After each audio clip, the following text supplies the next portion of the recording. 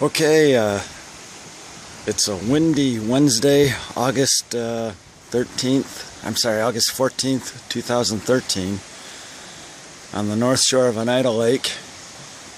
It's about 59 degrees out, maybe a little colder, 55.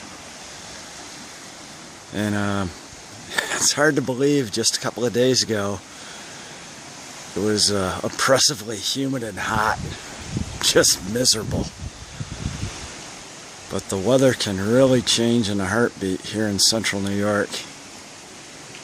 I kind of like it. Fall's in the air, fall's on the way.